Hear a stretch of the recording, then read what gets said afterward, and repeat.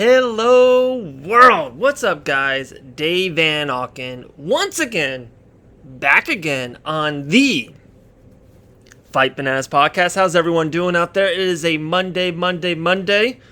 Love it. Favorite day of the week. Let's get it rolling, man. What a great weekend. This podcast is absolutely packed, and it is fueled by Fusion CBD products. Check them out right now at the site. Go to the site, fusioncbdproducts.com.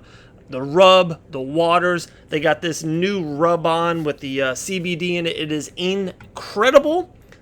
FusionCBDproducts.com. Also, our main man, Daniel Martinez. You can follow him on Instagram, but go to the site as well. The law offices of Daniel Martinez. Check it out at martinez.law. Martinez.law. You can get all the information. He's in your corner. If anything's not in the up and up, check out Daniel Martinez, the law offices of Daniel Martinez. Last, check out our good guys over there at Rude Venice on the IG. They have some of the sickest gear. Nice trucker hats, some hoodies, the long sleeves. Rude Venice on the IG. All right, packed weekend. So much MMA. This podcast is deep. I'm going to go UFC Fight Island 5. We have a great interview. Alexandra Ballou, fighting on CES on UFC Fight Pass in a week or so. She's coming on. I got my thoughts on Lex McMahon, some thoughts on Mike Perry. So it's stacked. But yeah, man, I hope everyone had a great weekend. Monday, I love starting off Mondays off right. Great time of the year. It was a good time, good family time over the weekend. Enjoyed a little anniversary with the wife, 5 years strong. The kids were up and out, so it's fall. It's hot as hell here in Daytona, but it is fall, so good things are happening. Okay, let's recap real quick. Fight Island. Let's get into the interview with Alexandra, and let's keep the ball rolling. So, I absolutely love I love when the public is a little anti some UFC fight nights. I love it. Because to me, what that means is the show's going to be incredible. It's been like 3 or 4 over the last, I would say, 2 months, 3 months that the fans were kind of anti the card. Oh, it's not the best main event ever, and I'm not too sure about the and you saw insane knockouts. One of the best knockouts you'll ever see in your life. You'll see contenders everywhere. You see new guys step up that some people are not forgetting about. But I love the resurgence of Edson Barboza. So let's just start right there. Barboza moving down to 145. It's incredible. I looked it up. And 145, the champion's Alexander Volkanovski. Of course, we got Max Blessed Holloway, an all-time great. We got the fight coming up this weekend, and I'm going to give you a quick early Monday prediction of the Korean Zombie and Brian Ortega in a second. You got them two. You got Yair Zabit. You got my main man, Calvin Kattar. Josh Emmett's been on the show. Just a stacked division. Stacked division. There's not one man in the division I take over Edson Barboza right now. Am I wrong? Edson Barboza at 145, this stage in his career, the ring leadership, the veteranship, the feints, of course, the chaos that he throws with the leg kicks, the jab was working. Edson Barboza is a 145 problem. And it's going to be tough because those top 5, top 3, they don't want to go against Barboza late. So it's going to be tough. Big ups to him in that co-main. I don't know what's next for him. I really don't. Nothing really jumps at me. Emmett will fight anyone, but Emmett's probably a little way off. Maybe Yair, but I don't know. Since Yair's beat's been booked 8 times. It's like the Ferguson Habib of the 145, so I don't know about that as well. But let's transition to bantamweight. The main event, Corey Sandhagen versus Marlon Morise. I'm not going to lie, guys, I had Marlon round 1, round 2. Corey Sandhagen was phenomenal. just very Matrix-like, very long, lean, and mean. I love saying that. And just pretty spectacular. The calling out the orbital bone to Marlon and the spin. It was, you tip your hat and you move on. Like, phenomenal job by Corey. So just a stock card. There's just knockouts everywhere, finishes everywhere. I think there's stars all over the card on the prelims. Dana White was pretty pumped on the card. And okay, that's kind of where let's talk about the elephant in the room. Buckley and Impa. And everyone that knows has been listening to the show. I am a Impa guy. Impa threw me on his IG during the week. We've had him on the podcast multiple times, fought for Island fights and, FRN. Just we have a lot of ties with Impa Kasanganay. And Buckley with one of the most insane knockouts that you will ever see in your life. And like I said, I really don't read a lot on over the podcast. But Joe Rogan put out a little, because Impa on Twitter, after the defeat, wrote, "God bless you. It was an honor to step in the octagon with you to do what I love. Safe travels to you and your team. Beautiful shot. Way to fight. I will improve." So then Joe Rogan, him and Dana, the two biggest names in the sport, maybe Connor, Rogan, White, I'll listen to arguments. So Joe Rogan put back on the IG, "What a graceful and respectful way to take a loss. One of the most beautiful things about MMA is watching a fighter's character shine during the most difficult moments. Impa Kasanganay, you are a great man and an excellent example for other athletes. Respect." There you go. So that's all I'm going to say about it. My heart dropped. It is what it is. My heart dropped. It was a phenomenal knockout by Buckley. Not throwing any shade that way, but wow, just unbelievable. But here we go, guys. Here's the interview with Alexandra Ballou. Really loved her, honestly, about her road back to fighting, her road back to, making it back into UFC or Bellator. It was a great talk with her. Right after her, I'm going to give you my thoughts about what's going on right now with Lex McMahon with Titan FC. All right, guys, here we go. Alexandra Ballou coming on the Fight Bananas podcast. How you doing today? I'm great. Thank you so much for having me. No, absolutely.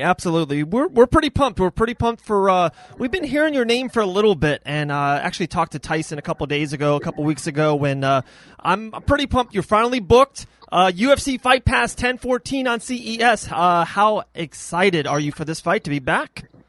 I'm so excited. Anyone who knows me knows how big of an understatement that is. It's been literally almost 2 years to the day since I've fought, and in between, surgery, learning how to walk again, rehab, just getting back to fight shape, and then just the whole COVID thing. It's just been obstacle after obstacle. So I've been waiting for this for a very long time.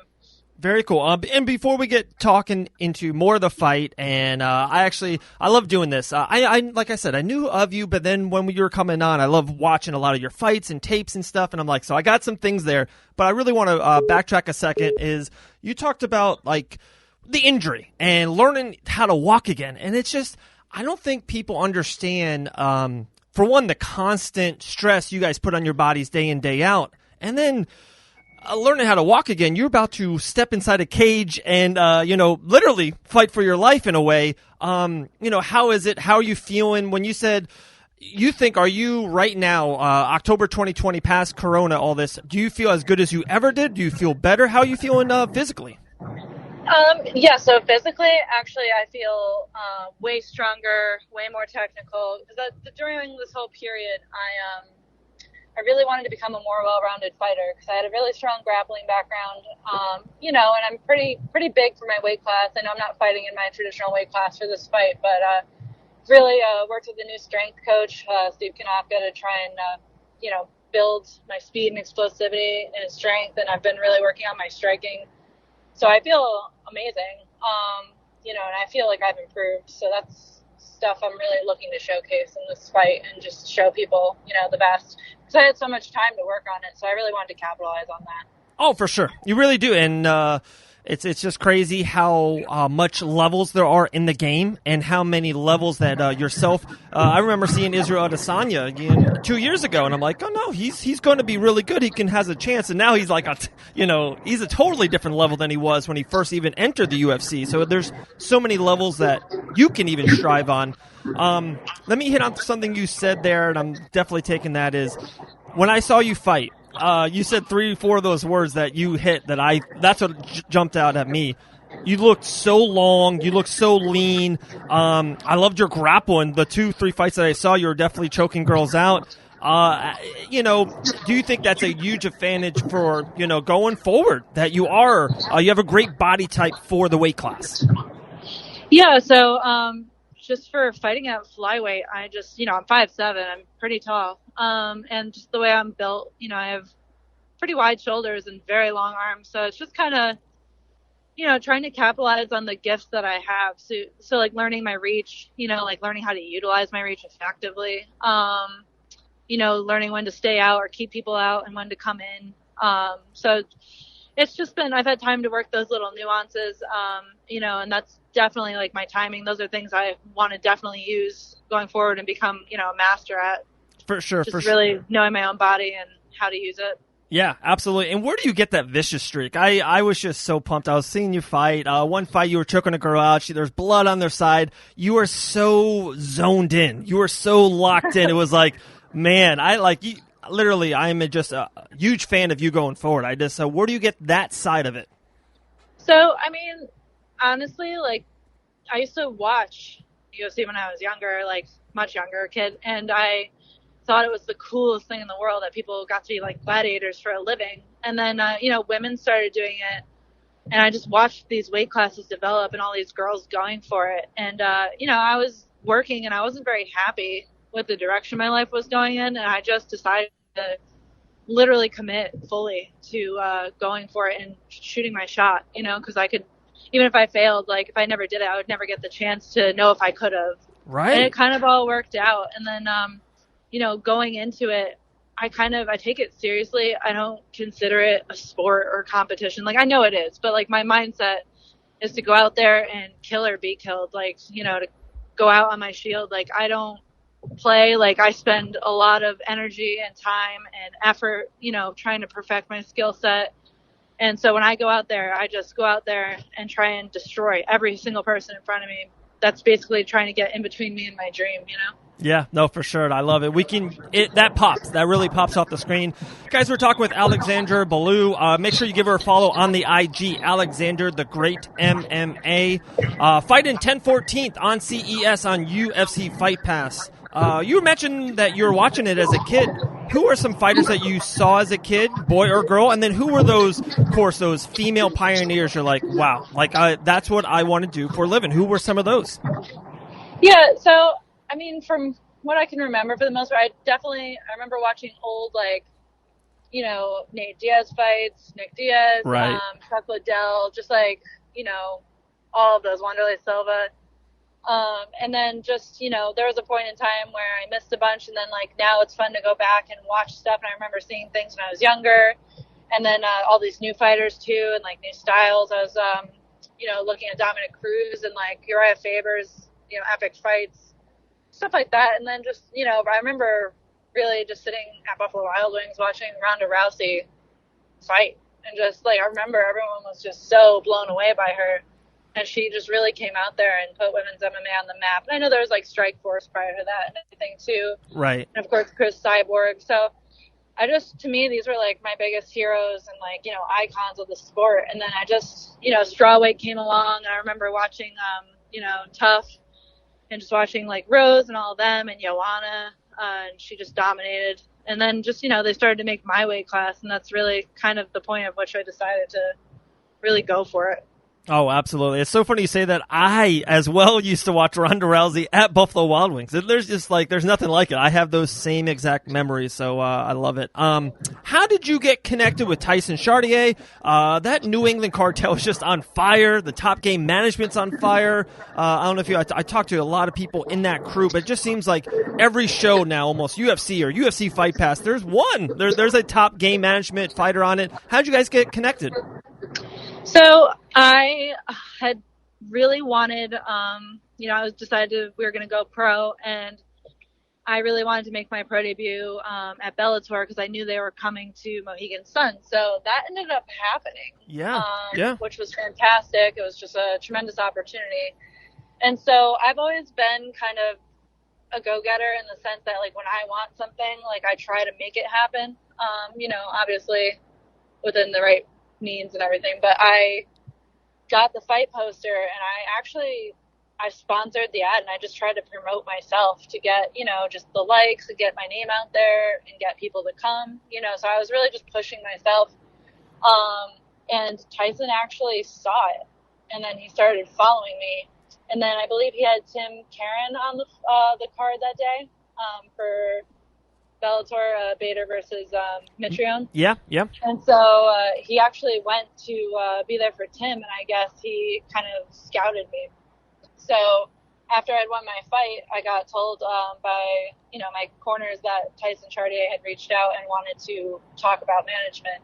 I didn't really know who he was, and I didn't really understand, what that entailed. Right. But I started to, do my research, and then we ended up talking over Facebook and just reaching out, and then we had, a really funny phone call. It was kind of, he was like, hey, I saw your fight. And I'm like, oh, hey, I heard about you. So it was kind of funny. And then we just kind of became fast friends. And, that's awesome. I'm so happy with the Top Game family and everyone. And I've traveled all over. I've gone to Triforce and, Joe Lozon's and trained with everyone. And I'm very lucky. No, that's so awesome. That's so good to hear. What happened with Bellator? You fought for him? You won for him? Why? Yeah, I made my pro debut with Bellator in 2018, and I won. Right.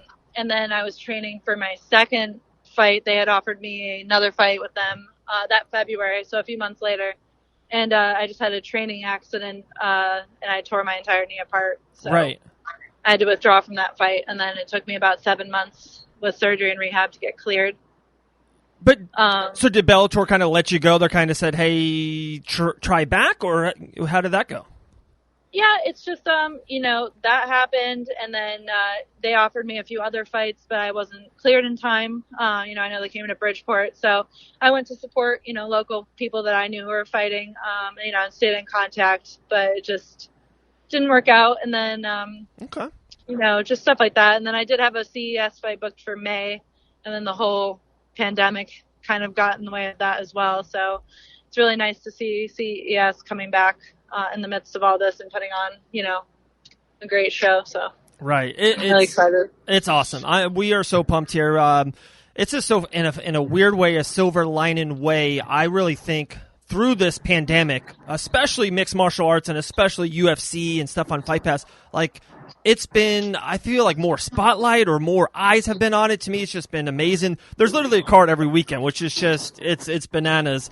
And now with all these stuff on UFC Fight Pass, and this is how I got connected with you. I talked to Tyson about another organization. We'll keep that on the low for another time. But we were trying to set something up because, fighters like you, you're, to me, a rising star in the game. And you're just, I would think 1, 2, maybe 3 fights away from the whole Contender Series UFC, if that's the road you want to take, or if it's Bellator or any other major organization. It was really tough for you guys, because it seems like there wasn't really a regional scene or a UFC Fight Pass scene to come back.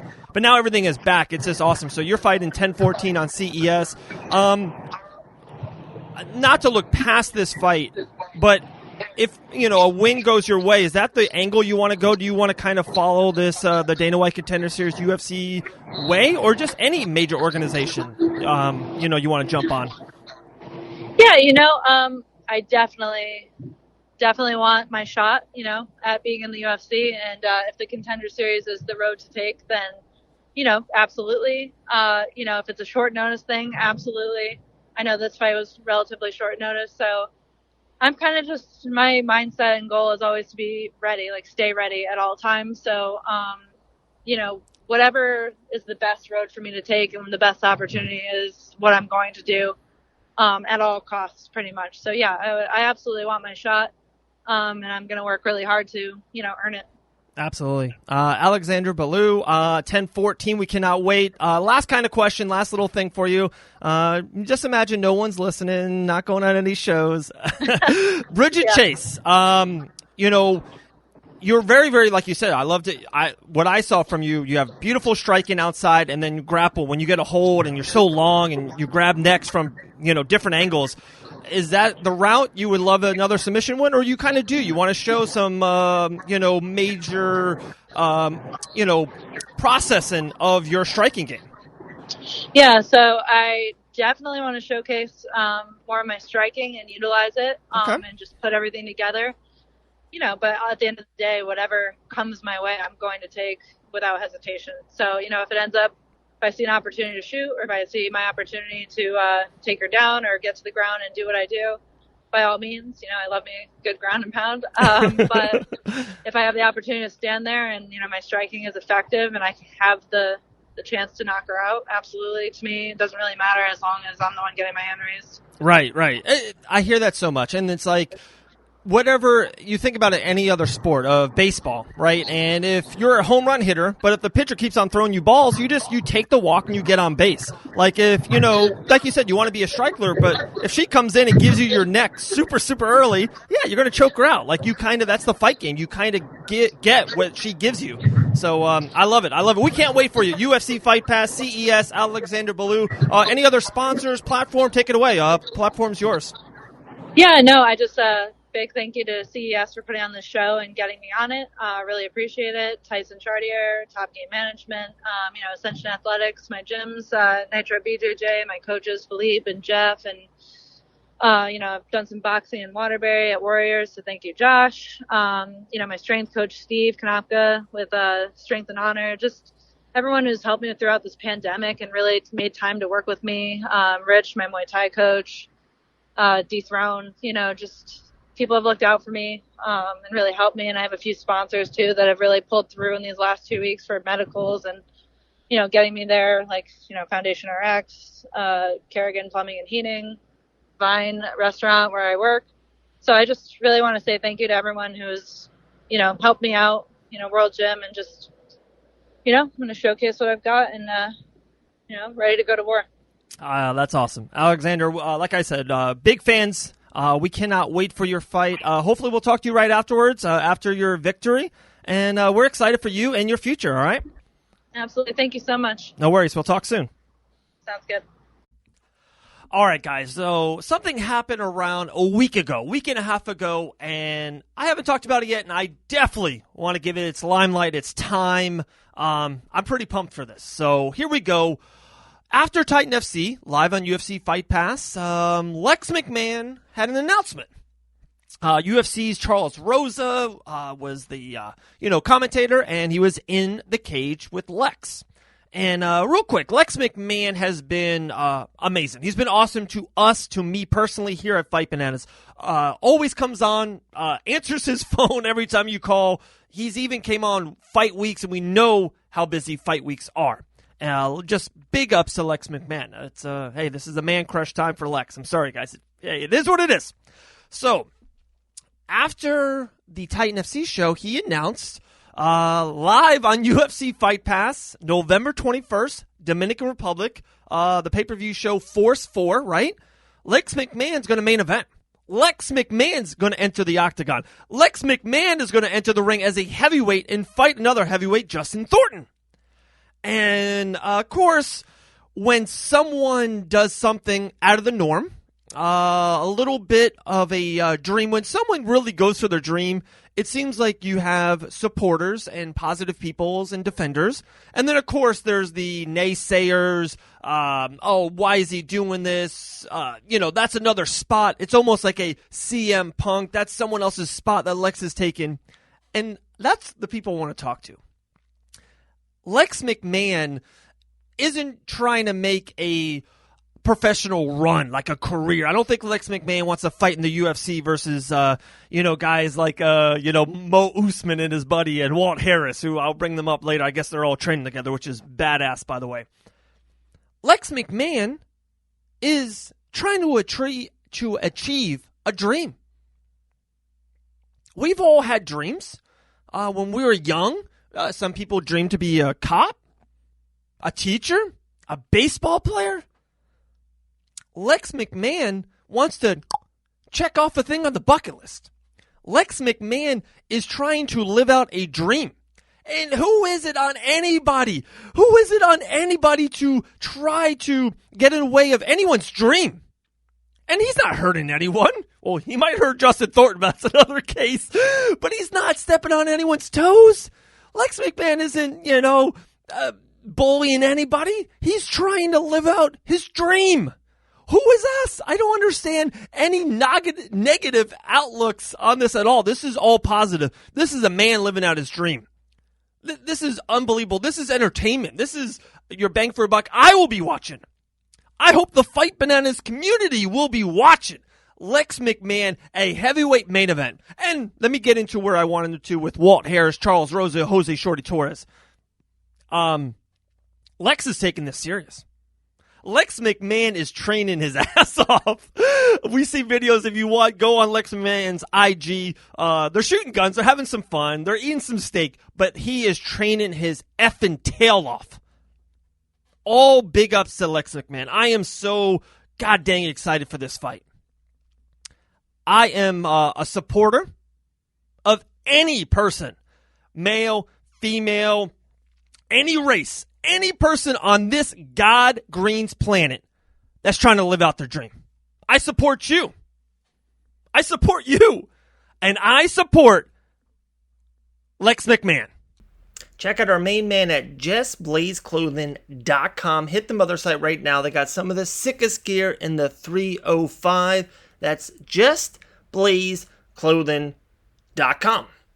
All right, guys, I'm going to give you real quick. Saturday is the fight. It's just that fight I've been waiting for a long, long time. It's Ortega versus the Korean Zombie. And I'm going back and forth. For one, I'm a Korean Zombie guy. 16-5, but if you think about it, 3 quick wins in the UFC, one including the Diamond Dustin Poirier. Had that tough loss against Jose Aldo. Aldo doesn't lose if it wasn't for Conor and Max Holloway. And, then he had to go away. He came back. He's defeated Frankie, defeated Macchiano, lost to Yair in one of the craziest knockouts ever. So it's like, how can you pick against him, right? But then you got Brian Ortega, 14-1, 6 straight UFC wins. He gets the crazy, the devastating loss to Max Holloway. But one thing that I love that Brian T. City Ortega did, he took the time. It's literally been almost 2 years. It's going to be 22 months since he's fought. I think that's a really smart thing on him. So real quick, I never pick against the Korean Zombie, but I saw the betting wager. So right now, T City's a plus 160, 175 in some locations. If I was a betting man, I think this fight is 50-50. I think they fight 10 times. There's 10 different outcomes. 5-5. There's a submission. There's a unanimous. There's a split. There's a knockout. So I'll take the plus money. Give me Ortega plus 170, 175 right now. I'll take that all day. I really would. So I'm leaning towards Ortega plus 170.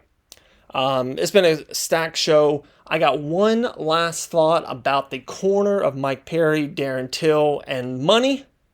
Guys, stay with us all week long. We have a lot of guests. I think we got 4 to 5 guests lined up this week. So if you like the Alexandra Ballou interview, definitely stick with us. We have a couple diamond in the rough interviews. I promise you, it's going to be really great stuff. Keep downloading and subscribing. Congratulations real quick to Kat Nelson. Made her podcast debut here at Fight Bananas. It went phenomenal. The numbers on iHeartRadio were great. Thank you guys. Thank you, Fight Bananas community. Stay with us inside the Distance Betting Podcast. Hopefully next week they're going to have a good podcast about where Do they agree with me? Should you go with the plus money with Ortega or take the Korean Zombie? So much stuff is going on. The Bare Knuckles and Bruise dropped an episode last week as well. We're packed. I'm going to be busy all week long. Stick with us. A couple big things in the works. Icon Fighting Federation 2 is right around the corner. So here we go. Here is my thoughts. Finishing out, guys. Dave Van Auken. Follow me on all social media platforms. Subscribe to the podcast. Rate it. Give us that 5-star rating on Apple Podcasts. 5 stars. All right. Here's my thoughts on Mike Perry. All right. So kind of news in the mixed martial arts world is Mike Perry trying to sell his coaching spot, one of his cornermen, right? And a lot of people are like, this is genius. Like, this is another revenue stream for fighters. This is great. I have to disagree. And I'm a fun guy. I love fun. There's Darren Till. Is he going to fly over? First round management says, hey, Darren, fly over. We got you. The spot's yours, $5K. We're all in. We love it. But guys, come on. What is this going to lead to next? It's one of those things when you have kids, it's like, hey, I want to stay up at 8:05. No, bedtime's 8. If you give them 8:05, then they want 8:10, 8:15. Are the Los Angeles Lakers, are they going to be like, hey, if someone wants to give 10K, 20K, does Drake, is he going to be the assistant coach of the Raptors? Is someone going to donate money to a great cause that's helped cancer? But here's $30,000. I want to coach the Lakers. This is a bad precedent. And when you do that, and especially with revenue streams, when you calculate money in it, when you allow it once, you're going to have to allow it again, and then again. And then pretty soon, your kid is up to midnight. Guys, no way, no can do. Mike Perry, you need cornermen. If you want your girlfriend in your corner, God bless you. But you cannot sell your cornerman spot. Can't happen. Won't happen. It can't happen. It's not going to happen.